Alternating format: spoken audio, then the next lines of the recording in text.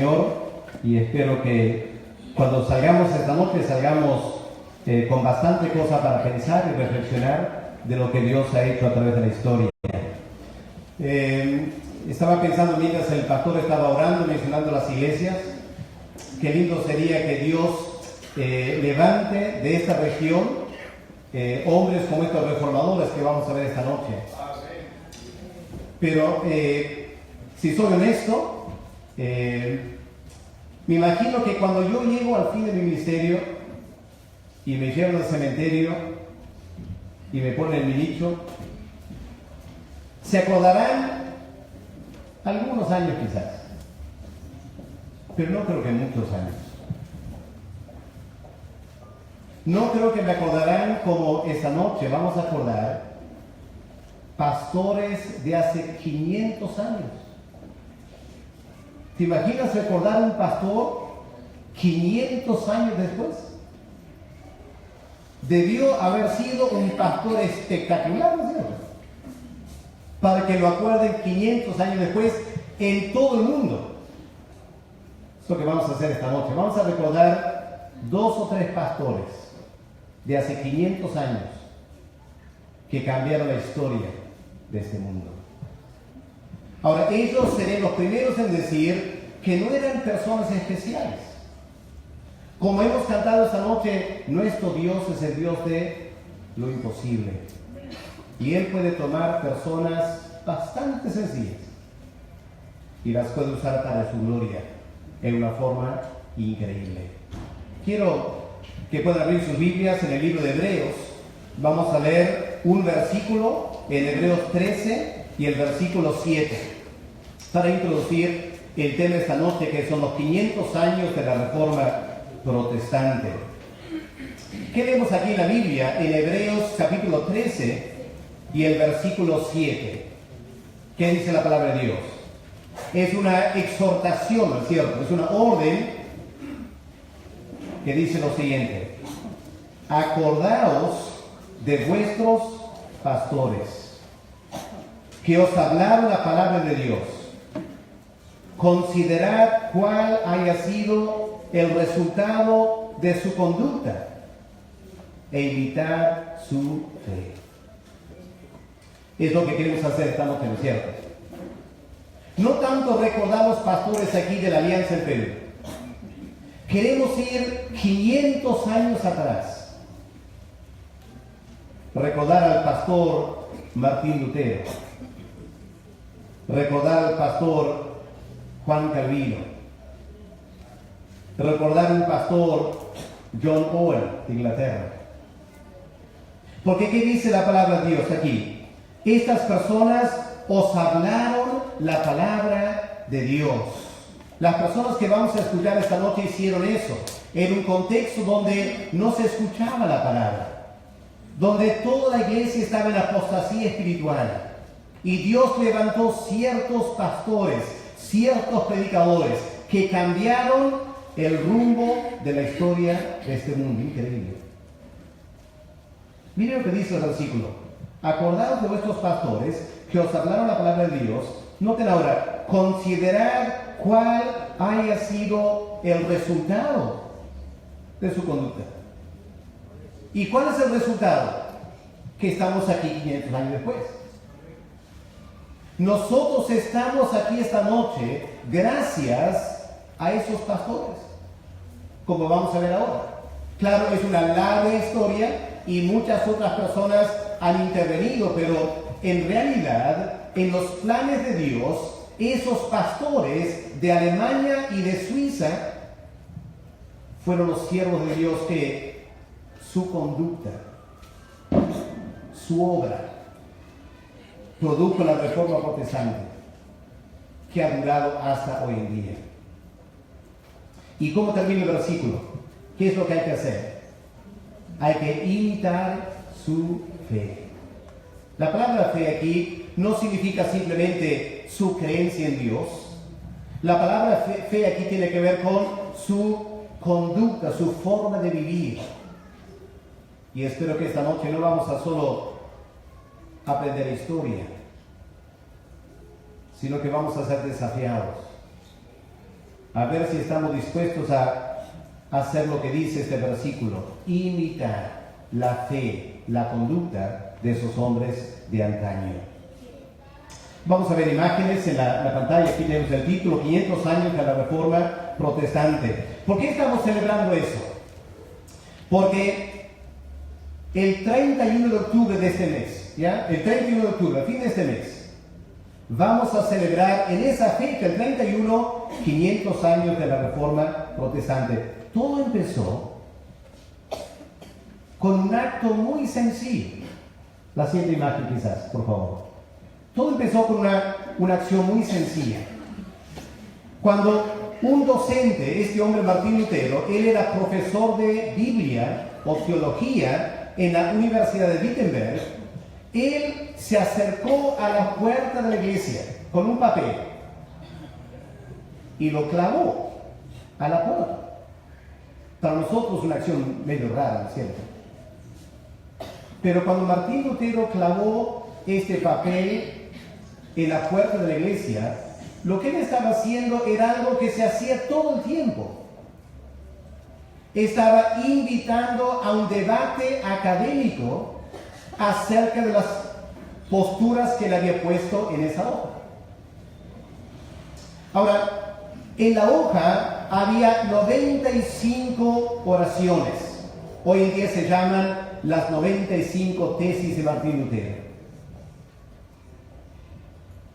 Ese incidente, hace 500 años, de clavar un papel en la puerta de una iglesia, los historiadores han dicho, es uno de los eventos más significativos de toda la historia. Es decir, no es algo simplemente para nosotros esta noche recordar en los 500 años de la Reforma. Los historiadores seculares en todo el mundo reconocen que cuando Martín Lutero clavó las 95 tesis, ese ha sido uno de los actos más importantes en toda la historia. ¿Por qué? Permítanme darles algunas razones por qué es tan importante. Número uno, en primer lugar, aquí lo tenemos, en primer lugar, ese acto, esa acción, dio lugar a una nueva rama de la iglesia cristiana. Hasta esa fecha, hace 500 años, la iglesia cristiana básicamente estaba en dos grupos. Había la iglesia ortodoxa de Grecia y de Rusia, y había la iglesia católica romana. No había más. Casi todos los cristianos en todo el mundo eran ortodoxos o eran católicos. No había otro grupo de cristianos. Pero después de las 95 tesis, apareció una nueva rama que nunca antes había existido, la iglesia protestante. Y en 500 años, la iglesia protestante ha llenado todo el mundo. Los evangélicos somos hoy en día quizá la parte más importante de la iglesia protestante. Y como ustedes sabrán, la iglesia evangélica ha llenado todo el mundo. No hay un país en todo el planeta donde no haya creyentes evangélicos. Y toda esa familia evangélica en todo el mundo toma sus raíces de cuando ese hombre clavó 95 tesis en la puerta de la iglesia. Así que fue un evento fenomenal en la historia. Pero en segundo lugar, la acción de Martín Lutero cuando clavó 95 tesis incentivó el estudio de la Biblia como nunca antes. Porque cuando Martín Lutero clavó 95 tesis, básicamente nadie estudiaba la Biblia. Ni la iglesia ortodoxa, ni la iglesia católica. Ambas iglesias estaban llenas de rituales, supersticiones, creencias, toda clase de práctica, menos estudiar la palabra de Dios. La Reforma Protestante redescubrió la importancia de estudiar la Biblia. Y cada vez que tú tomas en tu casa la Biblia para leerla, tú eres un heredero de Martín Lutero y la Reforma Protestante. ese acto tan sencillo de tomar tu Biblia en tu idioma y leerlo en tu casa, eso no se hubiera dado a no ser por Martín Lutero. Sí, es fenomenalmente importante, ¿no es cierto? Todos debemos a Martín Lutero esta acción que tenemos de leer la Biblia en nuestras casas todos los días. Tercer lugar. En tercer lugar, la Reforma Protestante fue tan importante porque dio inicio a un nuevo país. Un país empezó a existir gracias a la Reforma Protestante. ¿Y cuál país era? Los Estados Unidos. Los Estados Unidos nació específicamente como resultado de la Reforma Protestante. Si no hubiera habido la Reforma Protestante, Estados Unidos como país hoy en día no existiría. Es así de importante la Reforma Protestante. Impresionante. En cuarto lugar, ¿saben ustedes que fue la Reforma Protestante que dio lugar a la Revolución Industrial? En Europa, en el siglo XIX, empieza la Revolución Industrial, es decir, las fábricas empiezan a aparecer. Y las fábricas generan empleo, el empleo da más dinero a la gente y toda la cultura occidental, materialista hoy en día, viene de la Reforma Protestante. Porque si tú piensas en los países católicos, el siglo pasado, España, Portugal, Italia, Francia, eran los países más pobres de Europa. ¿Cuáles eran los países más ricos de Europa? Inglaterra, Alemania, Holanda, Bélgica, Suecia, Suiza. ¿Cuál es el factor común en esos países? Todos son protestantes. La Reforma Protestante produjo lo que Max Weber, un economista secular, llamó la ética protestante del trabajo. Bueno, ustedes saben esto quizás. Cuando Francisco Pizarro llegó al Perú, les pregunto, cuando Francisco Pizarro llegó al Perú, ¿llegó para trabajar? ¿Vino para trabajar? ¿Ensuciarse las manos y trabajar la tierra? ¿Por qué no? Porque era católico. Y para el católico, trabajo es una maldición. Para los protestantes, trabajo es digno. Gracias a la Reforma Protestante se concibió la idea de que el trabajo glorifica a Dios. Y ese concepto tan sencillo, que el trabajo no es una maldición, el trabajo glorifica a Dios, dio lugar a la Revolución Industrial, el norte de Europa, que dio lugar a toda la cultura desarrollada occidental. Así que cada vez que vas a los malls, recuerda que aún los malls existen por la Reforma Protestante. Es increíble. Afectó toda la historia, la Reforma Protestante. Y en quinto lugar, fue la Reforma Protestante que dio lugar a la evangelización mundial. La iglesia que más se ha dedicado a predicar el Evangelio es la iglesia protestante. La iglesia que más misioneros ha enviado. Por eso la iglesia evangélica está en todos los países y sigue creciendo. ¿Por qué? Por la Reforma Protestante. Así que espero que esta noche empezamos a captar la idea. Estamos celebrando 500 años de un evento de monumental importancia, que todos debemos saber, no solo por ser evangélicos, sino debe ser parte de nuestra cultura universal, que todos sabemos. Ahora esta noche vamos a ver qué fue la Reforma Protestante, qué pasó en la Reforma Protestante, y vamos a verla en 3 etapas. La siguiente imagen, por favor. Vamos a ver cómo inició la Reforma en Alemania. Aquí tenemos la ciudad de Wittenberg, donde Martín Lutero fue enviado para estudiar la Biblia. Permítame darles algunos datos de Martín Lutero, por si acaso no sabemos. Martín Lutero era hijo de minero. el padre lo envió Martín Lutero a estudiar Derecho en la universidad. Y todo estaba caminando muy bien hasta que un día Martín Lutero se encontró en una tormenta eléctrica. Un rayo cayó cerca de él, casi lo mata. Y Martín Lutero sintió un tremendo temor a morir. ¿Por qué? Porque sabía que era pecador y que no estaba bien con Dios.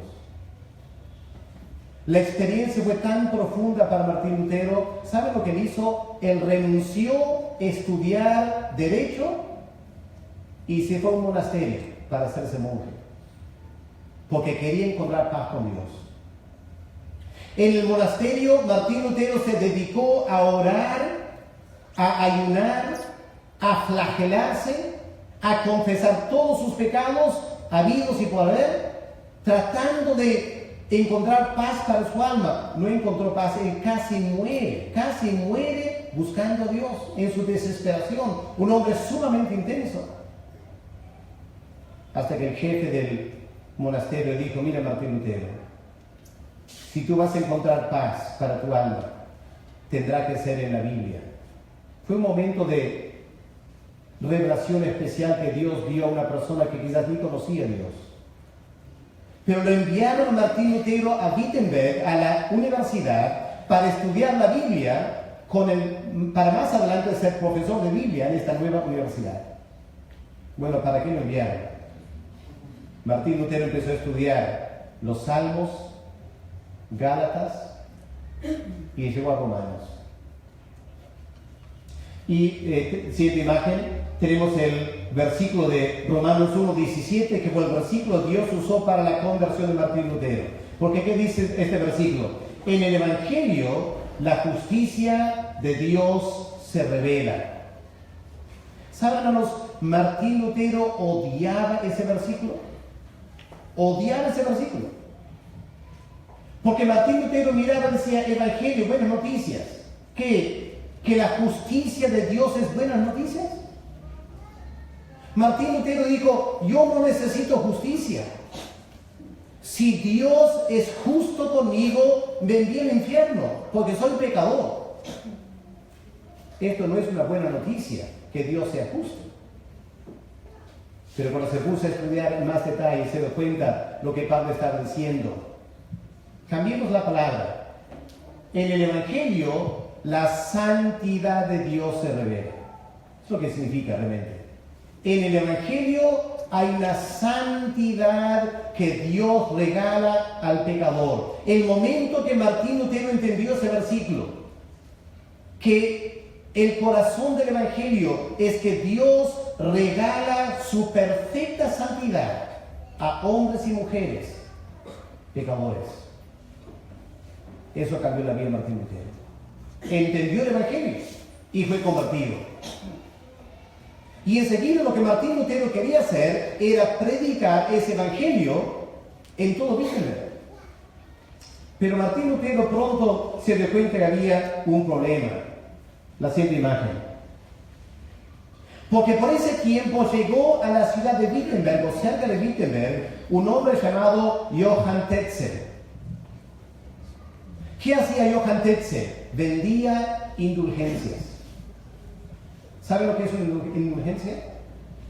Una indulgencia es básicamente un perdón de los pecados. El Papa quería construir una nueva basílica en Roma y no tenía dinero. Y la pregunta era: ¿cómo puedo tener fondos para construir una mega iglesia? Y dio con esta idea: vamos a vender indulgencias, es decir, vamos a vender el perdón de los pecados. Y lo que Tetzel hacía en toda Alemania, él llamaba a la gente y decía lo siguiente: el momento que tú pones una moneda en la caja para comprar una indulgencia, el alma de tu padre o tu madre o tu abuela vuela del purgatorio y va de frente al cielo. La indulgencia era un boleto de frente al cielo. Hasta para las personas que vivían todavía, tú podías comprar una indulgencia por tus pecados pasados, presentes y futuros. Y Martín Lutero encontró un hombre borracho en la calle Wittenberg. Y cuando le reclamó como pastor ahí en Wittenberg, el borracho sacó su indulgencia. Dijo, no tengo por qué preocuparme, porque yo ya voy de frente al cielo. Eso le molestó a Martín Lutero como no se imagina. Y Martín Lutero va a su oficina, empieza a escribir sus 95 tesis y las clava en la puerta de Wittenberg, invitando a toda la gente a debatir, ¿está bien o no está bien vender indulgencias? Pero claro, eso molestó mucho al Papa, ¿no es cierto? Porque malogró su negocio. Y el Papa empieza a presionar a Martín Lutero. Y la siguiente imagen. Al final lo que hicieron con Martín Lutero fue que lo enviaron al Parlamento, básicamente al Parlamento alemán, donde lo cuestionaron por sus enseñanzas. Ya había escrito algunos libros. Y le dijeron a Martín Lutero, mira Martín Lutero, el Papa te dice lo siguiente, retráctate y te va a dejar vivir. Si no te retractas, la Santa Inquisición va a tratar contigo. Y Martín Lutero no sabe qué decir. Pidió tiempo. El día siguiente volvió. La misma pregunta, ¿te retractas o no te retractas? Y esto fue lo que Martín Lutero dijo. No es bueno ni correcto ir en contra de nuestra conciencia. A no ser que ustedes, todos los dignatarios de la Iglesia Católica, a no ser que ustedes me pueden convencer a la luz de la Biblia que lo que yo he enseñado es falso, yo no puedo y no quiero retractarme. Aquí estoy. Que Dios me ayude. En eso salió de Worms, le habían dado un salvoconducto, pero la volada era que lo iban a matar volviendo a Wittenberg. A medianoche, soldados raptan a Martín Lutero. Él estaba seguro que lo iban a matar, pero lo llevaron a un castillo, Wartburg, donde lo escondieron por más de un año, para que Martín Lutero pueda empezar a traducir la Biblia al alemán. El príncipe de Wittenberg lo había escondido para proteger su vida. Dios hizo cosa maravillosa para cuidar la vida de Martín Lutero, para que se dé la reforma protestante. Martín Lutero continuó escribiendo, al final la Iglesia Católica lo excomunicó. Martín Lutero no quería salir de la Iglesia Católica. La Iglesia Católica lo excomunicó. Y por eso nace la Iglesia Luterana en Alemania.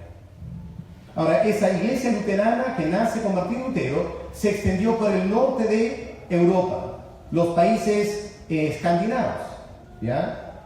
Suecia, Noruega, Finlandia, todos esos países se volvieron luteranos. Por ahí fue la reforma protestante por el norte. Vamos a ver algunos detalles del legado de Martín Lutero, la siguiente imagen. Bueno, ese es Lutero quemando la bula papal cuando les comunican de la Iglesia Católica. Él quema ese decreto del Papa, mostrando que no lo tomaba muy en serio. La siguiente imagen. Vamos a ver aquí el legado de Martín Lutero. ¿Qué es lo que Martín Lutero dejó como legado de su vida, su ministerio? 4 cosas. Número 1, la doctrina de la justificación por la fe. Es decir, que una persona es perdonada por Dios de sus pecados si confía en la muerte de Cristo a su favor. Ahora, eso es algo tan sencillo, ¿no es cierto?, que se supone que todos conocemos, pero que durante la Edad Media hasta la Iglesia Católica había escondido eso. La Iglesia Católica enseñaba que una persona era justificada por la intercesión de los santos, la intercesión de la Virgen María, y por las buenas obras, y en el purgatorio, y por un montón de cosas, menos Cristo. Y Martín Lutero redescubrió la doctrina de la justificación solo por fe en la obra de Cristo. El primer legado. Segundo legado, Martín Lutero. Martín Lutero dejó a la Iglesia protestante este precioso legado: el derecho que cada creyente tiene de leer la Biblia para sí mismo e interpretarla, sin que el Papa o los concilios te digan lo que tienes que creer. Este derecho que todos lo tomamos como tan normal, ¿no es cierto? ¿Quién aquí no toma su Biblia de vez en cuando para leerla? Y tienes el derecho de leer y interpretar la Biblia según el Espíritu Santo te va guiando. Ese derecho Martín Lutero lo ganó para nosotros hace 500 años. Y debemos valorar ese hombre que arriesgó su vida para que podamos tener esta libertad de leer e interpretar la Biblia por nosotros mismos. Tercer lugar, los hermanos que han estado aquí delante cantando, ¿quiénes son? Las hermanas, los hermanos tocando, cantando. Pregunto, ¿son sacerdotes? La Iglesia Católica no permitía a nadie estar en el culto si no era sacerdote.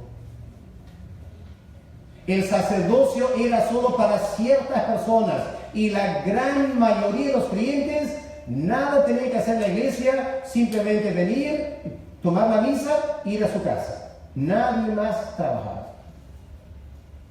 Pero en nuestra iglesia, la alianza especialmente, todo el mundo trabaja, ¿no es cierto? Porque Martín Lutero redescubrió este concepto, el sacerdocio de todos los creyentes. Es decir, cada creyente puede servir a Dios. No tienes que ser un sacerdote, no tienes que pasar por todo un entrenamiento riguroso. No, todo creyente puede servir a Dios. Ese derecho del sacerdocio de los creyentes, Martín Lutero también dejó como legado para nosotros. Y finalmente, el cuarto legado de Martín Lutero fue la importancia de la predicación de la palabra como el punto central del culto. Por ejemplo, ¿dónde estoy parado yo ahora? ¿Qué parte del escenario estoy? Seco, ¿no es cierto? ¿Qué tienen aquí? ¿Qué es esto? ¿Atril? ¿Para qué? Para la Biblia, ¿no es cierto? ¿Por qué? Porque Martín Lutero dijo, la Biblia debe ser central en el culto cristiano. Y ese detalle tan simple, ¿no? Vas a cualquier iglesia y ¿dónde encuentras el púlpito? En el centro, para la Biblia. ¿Quién nos dio eso? Martín Lutero. Antes no era así. Antes al centro estaba el altar para la misa, el púlpito relegado a un costado. Si había tiempo a la homilía, quizá, lo central era la misa. Martín Lutero arrancó el altar, lo botó y puso al centro el púlpito para predicar. Martín Lutero hizo eso hace 500 años y todavía sigue esa práctica en las iglesias evangélicas. Gracias a Martín Lutero. Por eso es tan importante celebrar estos 500 años, lo que él ha hecho a favor de nosotros y los creyentes en todo el mundo. Así que aquí tenemos la primera parte de la Reforma Protestante. Inició en Alemania. Pero esta noche no somos luteranos, ¿no es cierto? No somos luteranos, somos aliancistas. Así que hay que estudiar un poco más entonces. Ya vamos a la segunda parte. Ahora la Reforma se profundiza en Suiza. Ahora entra otro pastor. Dejamos a Martín Lutero trabajando en Alemania. Ahora vamos a Suiza y un hombre llamado Juan Calvino. Interesante, Juan Calvino también estudió para hacer derecho, para ser abogado. Pero por el año 1530, Juan Calvino empezó a leer los escritos de Martín Lutero. Esos escritos de Martín Lutero le llevaron a Juan Calvino a leer la Biblia. Y Juan Calvino, un francés, se convierte leyendo la Biblia como estudiante en París. La conversión de Juan Calvino también produjo un enorme cambio en su vida. Era un joven brillante. Y a los 26 años, Juan Calvino escribió la obra más importante de toda su vida, la institución de la religión cristiana. Podemos pasar, ahí está. Esta obra de Juan Calvino plasma la teología protestante. Lo que él quería era que cada creyente entienda bien la doctrina evangélica protestante. Y él escribió este libro a los 26 años de edad. ¿Y saben qué? Fue un bestseller inmediatamente. Todo el mundo empezó a comprar este libro y a leer este libro. Era tan claro, tan contundente. Toda la doctrina evangélica está en este libro. Y Juan Calvino fue lanzado a la fama cuando escribió este libro. Él no lo buscaba. ¿Saben ustedes que Juan Calvino era un hombre tímido? Era callado. Él le encantaba estudiar. No le gustaba estar delante de la gente. Pero cómo Dios cambia la vida de alguien, ¿cierto? Y como Juan Calvino había escrito este libro y la gente notó que este hombre sí manejaba muy bien la teología, la ciudad de Ginebra decidió llamarle para trabajar. Aquí está la ciudad moderna de Ginebra. En los días de Juan Calvino era bastante diferente. La siguiente imagen quizás. Aquí está el púlpito de la iglesia en Ginebra, donde Juan Calvino fue para trabajar. La ciudad de Ginebra estaba empezando a adoptar la reforma protestante por el año 1540 más o menos. Y escuchando que Juan Calvino era un brillante teólogo, lo invitan a Ginebra para promover la reforma de la iglesia. ¿Cómo lo hizo Juan Calvino? Dos cosas muy sencillas. Ordenó el culto en la iglesia a la luz de la palabra de Dios. Él estableció el orden para el culto de la iglesia bajo las normas de la palabra de Dios. Y la segunda cosa que él hizo fue empezó a predicar la palabra de Dios. Vamos a la siguiente imagen, creo. Bueno, él también fundó la Universidad de Ginebra. Lo que Juan Calvino empezó a hacer fue dos cosas. En primer lugar, Juan Calvino tomó la idea de que en el culto cristiano no se debe hacer nada que no esté mandado en la Biblia. ¿Y por qué lo dijo Juan Calvino? Porque para esa fecha la Iglesia Católica había llenado el culto con toda clase de supersticiones. Porque en ese tiempo, cuando una persona iba a la Iglesia Católica, el sacerdote estaba con toda clase de ropa muy elegante, con diferentes anillos y cosas que simbolizaban diferentes verdades, supuestamente. Cuando la gente entraba, tenían que inclinarse en cierta manera. El sacerdote se inclinaba para un lado, para otro lado. Había toda una serie de prácticas que no tienen nada que ver con la Biblia. Y lo que Juan Calvino hizo fue barrió todo eso. Dijo, ¿qué vamos a hacer en un culto? Solo tres cosas. Vamos a alabar a Dios con canto, vamos a orar a Dios y vamos a predicar la palabra, nada más. Que es muy parecido a lo que hacemos hoy en día, ¿no es cierto? ¿Ya? Lo que hacemos en el culto cristiano, la alianza cristiana, venimos para alabar al Señor, venimos para orar y venimos para escuchar la palabra. ¿De dónde viene este culto? De Juan Calvino. Así que la alianza tiene un culto calvinista. Como todas las iglesias evangélicas tienen un culto calvinista, viene de Juan Calvino. Martín Lutero todavía tenía todas sus oraciones, su liturgia, todo eso de la Iglesia Católica, Martín Lutero todavía retuvo. Fue Juan Calvino que sacó todo eso y nos dio el culto como tenemos hoy en día. ¿Okay? Sí, fue el primer aporte a la Reforma Protestante. Y el segundo aporte fue dedicarse a predicar la palabra de Dios. ¿Saben lo que Juan Calvino hacía? Una semana, de lunes a sábado, predicaba toda la semana a la iglesia.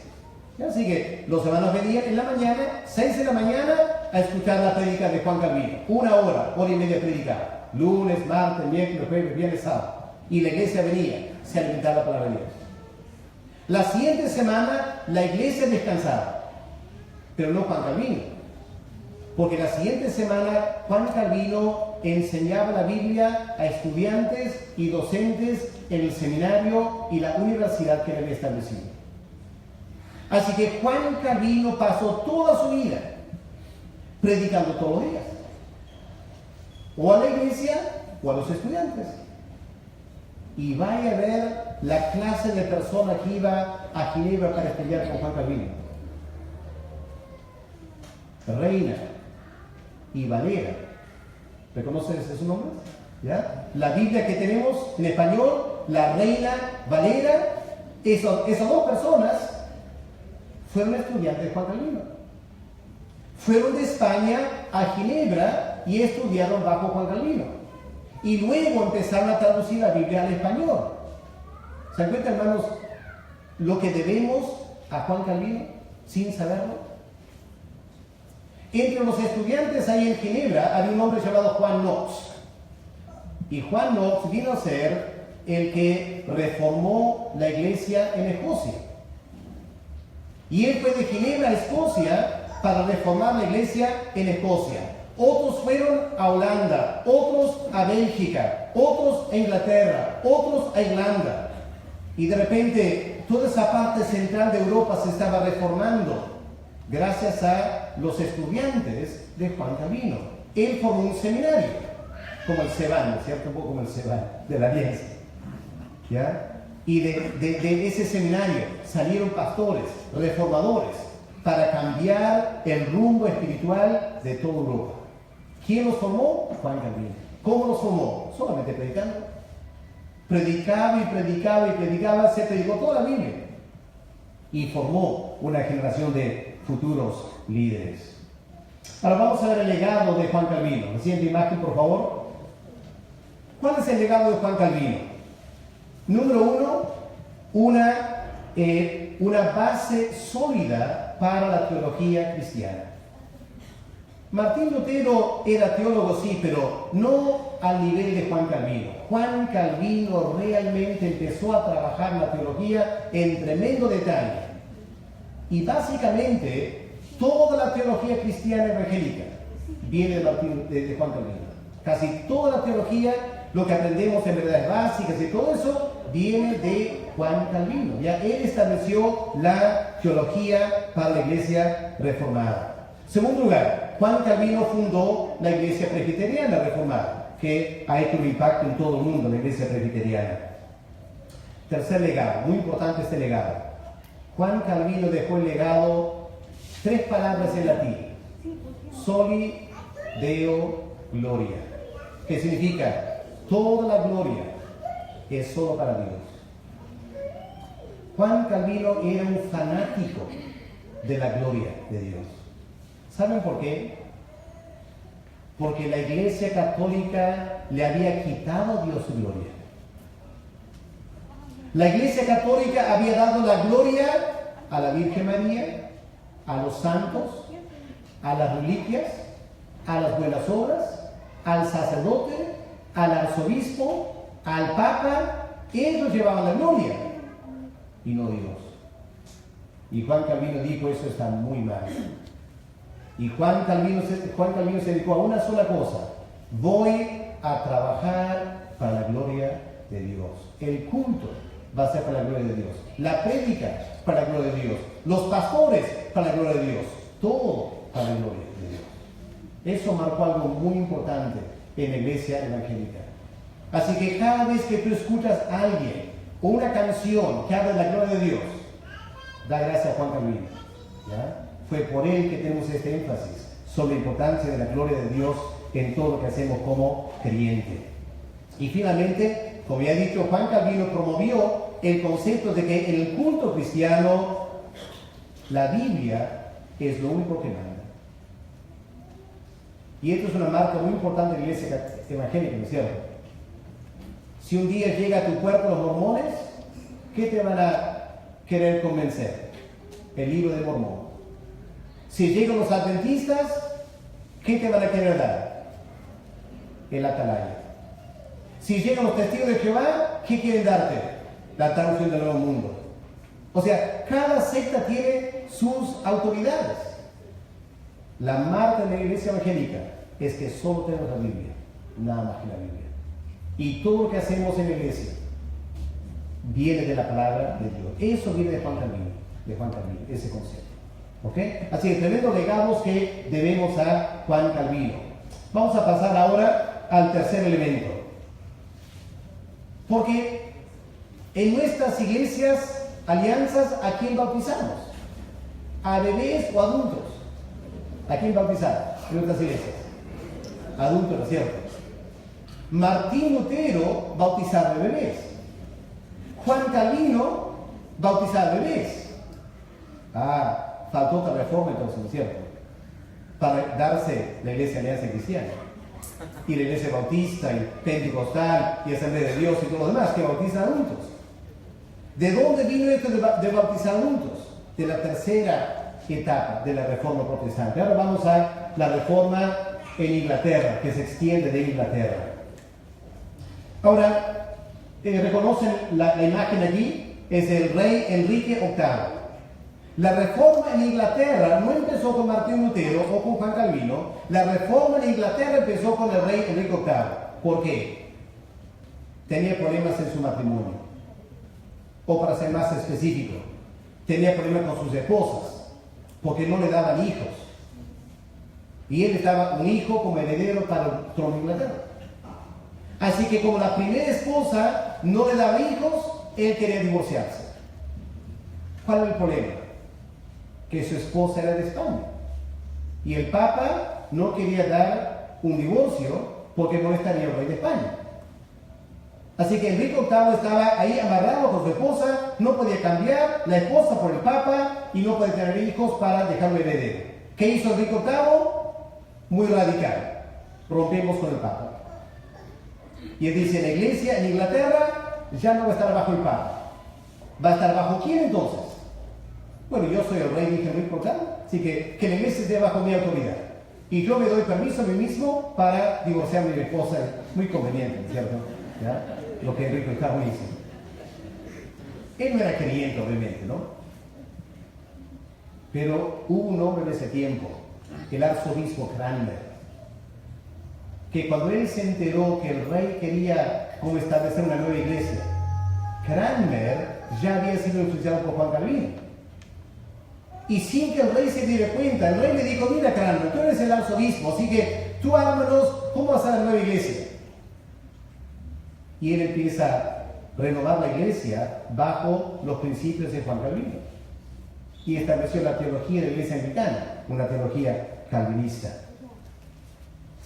Las cosas empezaron a marchar por ese camino, pero muy pronto se dieron con dos problemas, la reforma en Inglaterra, se dieron con dos problemas. Problema número uno, creo que es la siguiente, y ahí está. Problema número uno, el rey de Inglaterra seguía insistiendo, él quería ser cabeza de la iglesia. Y para mediados del siglo XVI, los años 1550-60, habían bastantes pastores en Inglaterra, formados por Juan Calvino, que querían darle a Cristo la gloria, no al rey de Inglaterra. Y empieza una pelea entre el rey de Inglaterra y los pastores de las iglesias sobre quién va a ser cabeza de la iglesia, el rey o Cristo. Segundo problema, el rey tenía una iglesia anglicana que, al igual que la iglesia católica, era episcopal, es decir, había obispos, arzobispos y todo lo demás. Pero de Juan Calvino vino esta idea de que deben haber pastores o ancianos en las iglesias, no obispos. Y se empieza a dar una tremenda pelea entre el rey de Inglaterra y cientos y al final miles de pastores en Inglaterra que llegaron a ser conocidos como los puritanos. No sé si se han escuchado esta palabra, los puritanos. Ellos fueron los líderes de la iglesia de Inglaterra que se pelearon con el rey por estos dos temas. Siguiente imagen. El movimiento puritano nace en Inglaterra y sigue la corriente de Juan Calvino en poner énfasis en la predicación. Así que el culto cristiano puritano es full prédica, solo que le doblaron el tiempo a Juan Calvino. Juan Calvino predicaba 1 hora, los puritanos de Inglaterra predicaban 2 horas. ¿Ya? No sé si los británicos tienen más aguantamiento que los suizos, pero ¿ya? Ahí escuchaban a 2 horas de prédica de los puritanos. Y los puritanos empezaron a formar un país, escuchen, formar un país bíblica y teológicamente bien preparado. Un país, no solo una iglesia, un país, por la prédica de los puritanos. Siguiente imagen. Uno de los grandes predicadores de Inglaterra fue este hombre llamado John Owen. Él era básicamente el encargado de la Universidad de Cambridge. Y él llegó a ser uno de los predicadores al Parlamento. Y cada día en Londres, cuando el Parlamento sesionaba, como el Congreso aquí en Perú, cada día, antes de empezar a conversar de política, todos los políticos tenían que escuchar a John Owen predicar, 1 hora, 2 horas. Y predicaba la Biblia, día tras día en el Parlamento. Y forjó una conciencia bíblica, evangélica en Inglaterra, cuando tenía la libertad para hacerlo. Pero siempre había esta lucha pendiente con el rey de Inglaterra. Siguiente imagen. Porque ¿qué pasó un día? Bueno, John Owen, miren la estatura de este hombre. Aquí está la colección de sus obras teológicas. ¿Ya? Solo sus obras teológicas. 16 tomos. Cada tomo 600 páginas de letras minúsculas. ¿Ya? Es increíble leer una obra teológica de John Owen. Increíble profundidad de Juan Owen. No solo eso, siguiente imagen. Aquí tenemos una de sus obras que es Comentarios sobre Hebreos. Solo que no es un solo tomo, son 7 tomos para exponer Hebreos. Y cada tomo son 600, 700 páginas, letras pequeñas, que te dan una idea de la profundidad de análisis del texto bíblico de estos hombres es casi increíble. ¿Ya? Los puritanos formaron esta manera de estudiar la Biblia y lo diseñaron en toda Inglaterra. Por eso Inglaterra llegó a ser un país tan grande. Cuando miras el mapa, Inglaterra es una isla bien pequeña, pero para el siglo XIX fue el imperio más grande en todo el mundo, Inglaterra. ¿Por qué? Por los puritanos, el legado que ellos dieron. Siguiente imagen. Pero un día en el año 1662, la lucha con el rey llegó a un punto quiebre.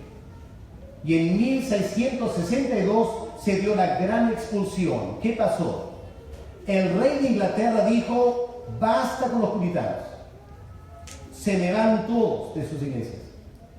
O me aceptan como rey, o se van de la iglesia. Y un domingo, 2000 pastores tuvieron que dejar sus iglesias. ¿Cómo sería para la Alianza Cristiana si un domingo el gobierno decreta todos los pastores de la Iglesia Alianza Cristiana en todo el territorio del Perú tienen que dejar su iglesia y no más predicar? No solo eso, sino que la orden del rey era que los puritanos, los pastores, tenían que mudarse para vivir a más de 10 kilómetros de su iglesia, para asegurar que ya no iban a influenciar más en la iglesia. Y 2000 hombres tuvieron que decidir, o sirva a Dios, o quedo bien con el rey. Tener esposa, hijos. Estos hombres pagaron un precio muy alto por su lealtad a Cristo. Y no querían deshonrar a Cristo como rey de la iglesia. Y ante la orden del rey, 2000 o más puritanos, un domingo, dejaron sus iglesias y no podían predicar más. El precio que pagaron por fidelidad a Cristo en esos tiempos. Pero ¿qué pasó como consecuencia? Siguiente imagen. Los puritanos, muchos puritanos de Inglaterra decidieron, ya no podemos quedar en Inglaterra. Necesitamos encontrar un país donde podemos adorar a Dios en libertad. Subieron un barco llamado el Mayflower. Hoy en día son conocidos como los padres peregrinos. Dejaron Inglaterra para nunca más volver. Cruzaron el Océano Atlántico, arriesgando su vida en ese tiempo. Era muy difícil cruzar el Océano Atlántico. Y fueron a Estados Unidos. No era Estados Unidos en ese tiempo, ¿cierto? A las nuevas colonias en Norteamérica, solo para poder adorar a Dios en libertad. Por eso fue. Pizarro vino al Perú para robar el oro, ¿cierto? Los puritanos fueron a Estados Unidos para poder adorar a Dios con una conciencia limpia. Siempre imagen. Fue muy difícil el primer año. No estaban preparados para el invierno, el frío. Algunos murieron de hambre.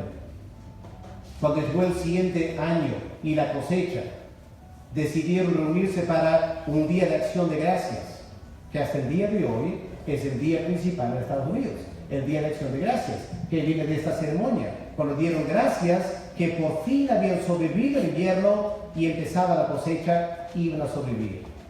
Los puritanos de Inglaterra, calvinistas en teología, fueron a Estados Unidos, fundaron las nuevas colonias, y hasta el día de hoy Estados Unidos es un país que honra a Dios mucho más que Europa, mucho más que Europa, por esta tradición. Más de 400 años después, esta tremenda énfasis sobre Dios y la importancia de Dios en la vida de la iglesia. Vamos a ver algunos de los legados ahora de la iglesia de los puritanos. En primer lugar, los puritanos lograron, por el precio que pagaron, libertad de culto. Lo lograron en Estados Unidos, pero el rey, después de varios años, el rey de Inglaterra se dio cuenta que había sido una torpeza de su parte votar a tantos pastores, y él decidió dar a todos los pastores de Inglaterra libertad de culto. Fue los puritanos que ganaron para nosotros el derecho de adorar a Dios sin que el Estado interfiera en nosotros. Segundo legado, el estudio profundo de la teología y de la Biblia. Eso viene de Juan Calvino. Así que cuando aquí en sus iglesias encuentran que pastores predican domingo tras domingo de ciertas partes de la Biblia, o les invitan a venir a cursos de la Biblia para estudiar algún libro de la Biblia, eso viene de los puritanos. ¿Ya? El legado de los puritanos para la iglesia evangélica. Los puritanos también desarrollan este concepto de que la vida del creyente tiene que centrarse en Dios. Toda la vida cristiana debe centrarse en Dios. Él es Rey de nuestras vidas. Y finalmente, como dije al comienzo, otro asunto aquí, el bautismo de adultos. Fueron los anabautistas y luego los bautistas en Inglaterra que insistieron en bautizar adultos. También fueron perseguidos, pero lograron ganar este derecho para la iglesia protestante, la libertad para bautizar adultos bajo su profesión de fe en Cristo. Eso viene de los puritanos, el énfasis que ellos pusieron. Y finalmente, el deseo de llevar el evangelio a los rincones de la tierra. Eso vino de los puritanos. Martín Lutero no hizo misiones, Juan Calvino no hizo misiones, pero cuando los puritanos dejaron Inglaterra para ir a Estados Unidos, ¿a quiénes se encontraron en Estados Unidos? En Estados Unidos se encontraron a los Pías Rojas. ¿Qué empezaron a hacer? A predicarles a ellos el evangelio. Ahí empieza el empuje misionero de los puritanos en Estados Unidos, ganando a los Pías Rojas para el evangelio. Así que esta noche hemos visto estas tres etapas de la Reforma Protestante. Empezó en Alemania con Martín Lutero, se profundizó en Suiza con Juan Calvino y se extendió en Europa y al nuevo continente gracias a los puritanos de Inglaterra. Eso a grosso modo, ¿no es cierto? Hay muchísimos detalles que no puedo hablar, pero a grosso modo eso fue lo que pasó. Permítanme terminar entonces esta noche en las conclusiones. Vamos a hacer las conclusiones para terminar. Cuán importante, hermanos, es que sepamos contestar estas preguntas. ¿Quiénes somos? Los católicos nos van a preguntar, y ustedes los evangélicos, ¿quiénes son? ¿De dónde vienen? Tenemos que saber, hermanos, ya tenemos que poder contestar esa pregunta. ¿Quiénes somos? ¿De dónde venimos? Es muy importante, hermanos, también hoy en día que sepamos cuál es nuestra base doctrinal, qué es lo que queremos. Tenemos que explicar al mundo cuáles son las doctrinas evangélicas que nos diferencian de la Iglesia Católica o de las sectas o de cualquier otro grupo. Tenemos que conocer nuestra base bíblica y doctrinal. También es muy importante, hermanos, conocer nuestra historia. Esta noche solo he pasado unos 100 años más o menos de nuestra historia. Hay mucho más por conocer. Les animo, especialmente a los jóvenes, con sus mentes inquietas. Lean, indaguen. Hay películas de la historia de la iglesia. Es muy importante que sepamos nuestra historia como evangélicos.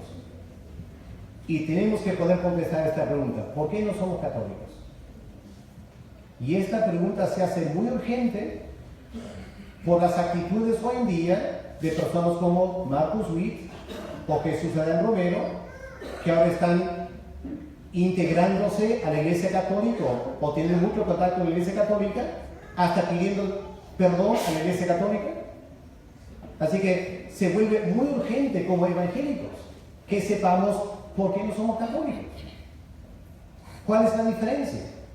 ¿Es importante? ¿No es importante? Jesús Adán Romero y Marcus Witt dicen no es importante. Pero si no es importante, ¿por qué Martín Lutero, Juan Calvino, los puritanos arriesgaron su vida, dieron todo? Fueron perseguidos, expulsados. Porque era muy importante la diferencia. Y hoy en día, el siglo XXI, es muy importante saber esas cosas. Así que yo les animo, estamos a 2 semanas más o menos de celebrar los 500 años, el 31 de octubre. Y ese es un día para dar gracias a Dios por estos hombres. Como dice aquí el libro de Hebreos,